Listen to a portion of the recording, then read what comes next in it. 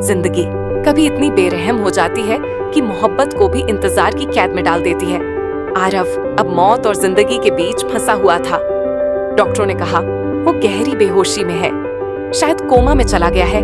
उसकी सांसें मशीनों के सहारे चल रही थी और अनन्या की दुनिया बस उन मशीनों की बीप पर टिक गई थी। दिन बीतते गए, रातें गुजरती रहीं।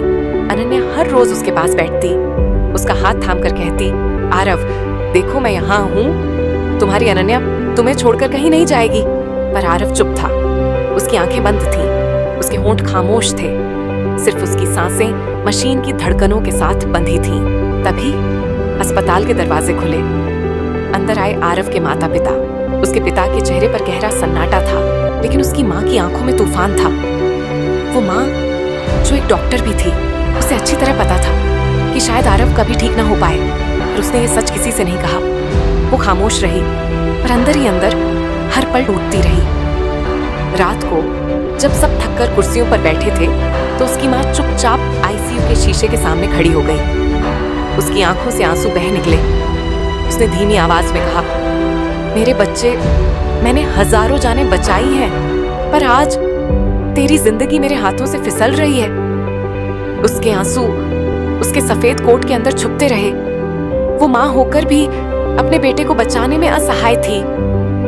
अनन्या के दिल में बार बार यादें गूंजती। वो बारिश वाला दिन, वो किताबों की दुकान, वो एक ही छतरी के नीचे चलना और आरव की आंखों में छुपा हुआ इज़्ज़ार।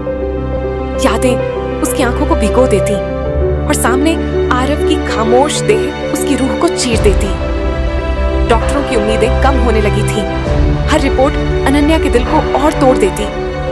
लोग कहते शायद अब चमत्कार ही उसे बचा सकता है, लेकिन अनन्या हार मानने को तैयार नहीं थी। उसकी आंखों में आंसू थे।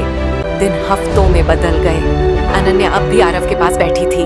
उसकी आंखें उम्मीद में थीं, उसके होंठ प्रार्थना में। आरव के पिता सन्नाटे में थे और उसकी माँ हर रात आईसीयू के दरवाजे पर खड़ी होकर चुपचाप आंसू बहाती रही।